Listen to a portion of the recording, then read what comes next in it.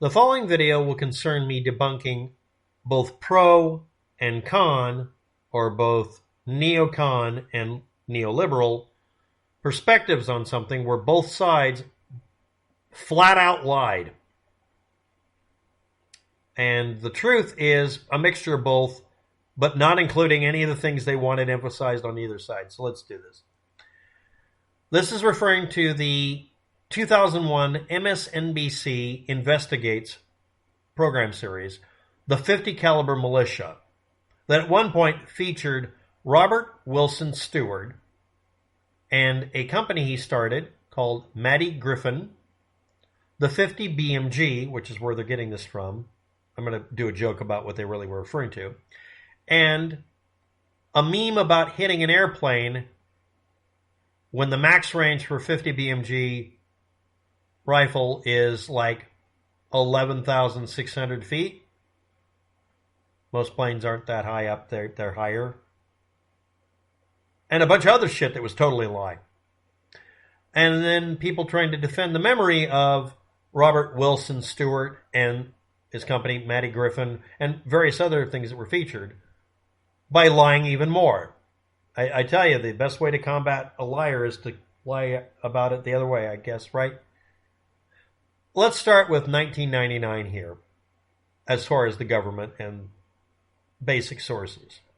Justice Department Office of Special Investigation was asked to create a briefing about the 50 caliber Browning machine gun cartridge and its misuse or usage by people in the civilian population and recommendations.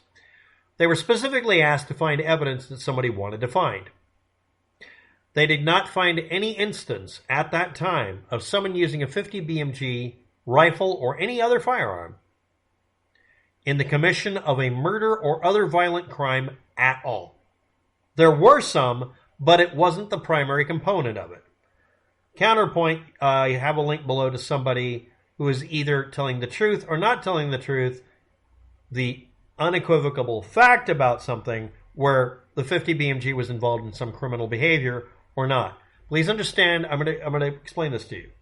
The most commonly used firearm for all crimes, dead ass, are handguns. That's it. It's not rifles and shotguns. They represent such a tiny proportion of this. Especially single shots, which is the most common 50 BMG you're going to find. They're just not part of the major problem, except specific instances. But let's go on.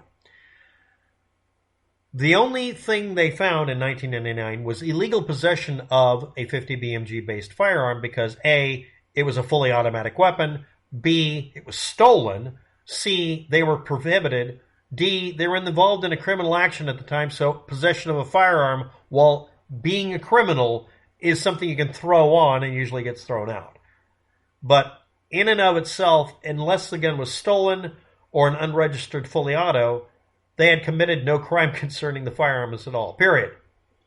The only one that was brought up, and this was a big stick your foot in your mouth moment, was the ATF and FBI's claim that they included on the paperwork because they felt like doing this to make themselves look like a bunch of jerks, saying there was an example of a 50 BMG before 1999 being used in a criminal act, attempted murder, a violent crime. But they're specifying the Waco siege Branch Davidians. But were they specifying which person fired the cartridge and who it was aimed at? Not so funny joke. That is, for those of you who are not aware of it, the Waco, Texas Branch Davidian occurrence is considered not controversial, but highly suspect. And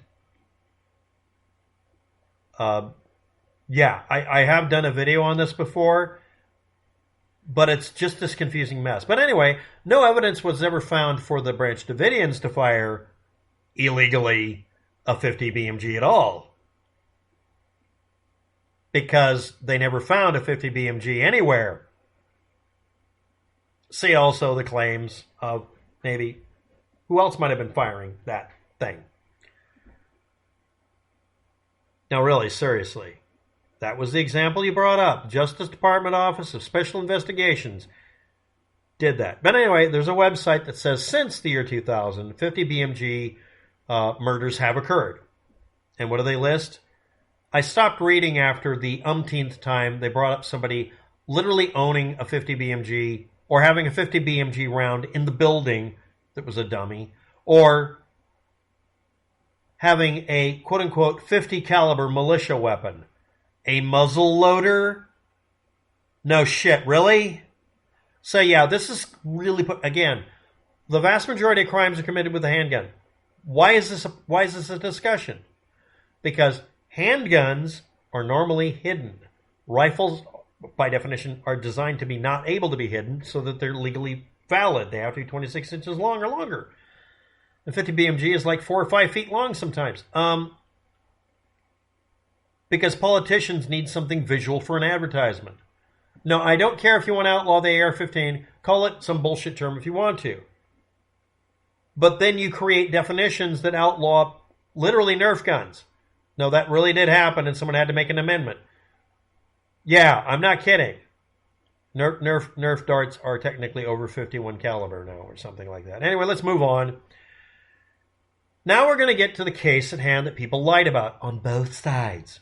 Arizona constitutionalist, originalist, Robert Wilson Stewart made a claim that every gun law in the United States is illegal, defiantly. He advertised and sold 50 BMG build kits, including a lower receiver that's listed on his website as being one piece and cast, and needing either removing of minor material like flashing or major work, depending on which ad he was running. He also sold plan books. The cost of doing all this went from $200 to $3,000, depending on which way you wanted to do it. And his home business, garage shop, everything on one premises, was called MAADI-griffin. He would also allow people to come over and he would help them finish building and assembling them at a machine shop he had at site. The same location that he made the rest of it. So they were finishing, with his help, something he'd built that was supposed to be sold as an unfinished part so that they would do the milling.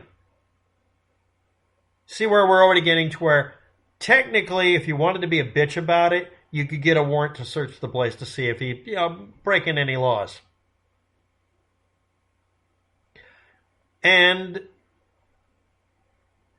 he did all of this even though he'd been convicted in 1993 of his own admission of being in possession of a machine gun without doing the proper paperwork. So he was literally a convicted felon, convicted of a firearms charge that was really a firearms charge from 1993 and would be barred, you would think, from all of this.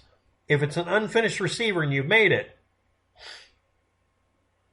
and you sell it to somebody, you're technically just barely not breaking the law. He did that a lot. I'm just going to do just enough that you can't take me to court. I'm not being a contrarian asshat, get off my lawn kind of guy. And then he would help people mill the damn thing in his garage, therefore completing the process. Witnesses said at one point or another, he would just finish it for you. That assertion was either maintained or taken back. But he's an ex-con. It's a firearms charge. He chose to have the business at his home, at also the shop. Make these 3 locations if you're not stupid. Please get a lawyer next time. Anyway, he's a convicted felon.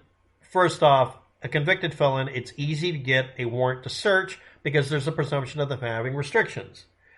And if he's outright running a business, dealing in gun parts, and buying and selling them, not just making them, we are now at the point where we have to invoke the right to make, keep, and bear arms is based on you without profiting and without being a manufacturer. You are allowed to make your own for personal use, no money transfer. You're allowed to make a firearm all by your lonesome. Pushing it to the limit where you're just about doing the whole damn gun for somebody, the lower receiver specifically? Really? Now, this is after the 1999 report where they were trying to prove the 50 BMG was a significant threat to the public for terrorism. The year 2000, midway through, the ATF got a search warrant because obvious. No, really it is. And they raided, and they discover he had machine guns. And at one point or another, he claimed he made them, or assembled them from parts he made, or assembled them from parts he bought and he made, or he made the whole damn thing. He got 5 years from a judge for that. He then, while in prison, talked to another prisoner and tried to arrange to have that judge murdered. That got him another 24 years. Yes, a lawyer and some sensible people noticed that the ATF technically filed their indictments against him. There were several of them. All of them resulted in just 5 years in prison, which is very generous at this point. Think about it. But they tried to accuse him of a bunch of things that technically they can't because they were under interstate commerce. And this was actually technically not done as interstate commerce for what they caught him for. But he still got 5 years for what was left. And that was also reversed anyway later because they decided, deciding the federal government isn't allowed to affect someone who's obviously selling stuff, but just merely claiming he's only selling it in the state. The whole point of the machine gun restriction, if you're not aware of it, was to freeze the number of machine guns in the United States to whatever they were before a certain date, to be fair to the owners, and allow them to transfer it to another person. The person would have to go through $200 worth of background checks and be willing to throw out that money. But you could still get a machine gun. You just had to buy it from somebody already existing stock. Can't make new ones unless you get a special permit. And you can still do that, but it's heavily regulated. But they decided, giving the government power to do that, but saying, neener, I didn't cross the state line, that's a little lame, so they reinstated the accusation. But it was still the same 5 years. It didn't affect his outcome. But this guy is a full-on criminal, a machine gun owner kind of criminal, that kind of criminal, machine gun violation, and tried to have someone murdered because he legit threw him in jail for being an ex-convict, machine guns, weapons charge guy, who was doing this on purpose, chronically, if you look up his website, pushing the idea that he's defeating the government by saying, those laws don't apply to me. By definition, acting like an outlaw. Now, if you're not aware of it, unless you do some very special things, if you're convicted of certain felonies or just any felony, you're not allowed to have your right to Second Amendment at all. Because it's considered treated like a permanent parole where you can't touch a gun. That's one of the precedents or ideas behind it. And that it's a de facto. It'll always happen. But you can easily go in and say, I was not arrested on a weapons charge. No weapons were involved. The felony was me, felony parking tickets. Or marijuana. It has nothing to do with firearms. Can I have my right to keep firearms back? I'm living in Chicago and there's been shootings lately. And I can get a permit if you just let me. They would have to, in effect, expunge your felony conviction. Decide that you've served your time for a period of time. So some people really do this. They're like, I grew up in a gang environment and I need to be able to own a gun when I get out. How do we do that? We put you in for the maximum. You don't get out on parole. And on exit, you apply and say, I've served my time perfectly. I'm a reformed person. I can prove it. And then a year later, they say, we're going to expunge it because you served your time and we don't want it interfering with you getting a job and being able to eat. Yeah, you can do that, restoring your rights. Anyway, 3,000 of his 50 BMG buyers were contacted by the ATF. They weren't raided. They were told they had to prove they stamped it with a legible serial number on the rifle because he didn't do so because technically, it was a fully manufactured firearm as far as they were concerned. He made the entire lower receiver all by himself, all at once, and you got it milled off some pits. And his website stopped doing any sketchy stuff about 2004 because another company basically bought it out. He was not a hero, but he wasn't the head of a militia group, apparently with muzzleloaders. You guys didn't mention that in your stupid MSNBC thing. He wasn't part of a cult either. He was just an asshole. But he was an asshole. But he wasn't some demon-possessed asshole that was trying to overthrow the government. Might talk like it, but never indicated it. And there's no indication he actually ever broke a law until he tried to get a judge murdered for finding him guilty of what he was guilty of. Both sides lied. This is the clear up for it. Hope this was informative if anybody cares. Thanks for watching. Have a good day. Good luck with it.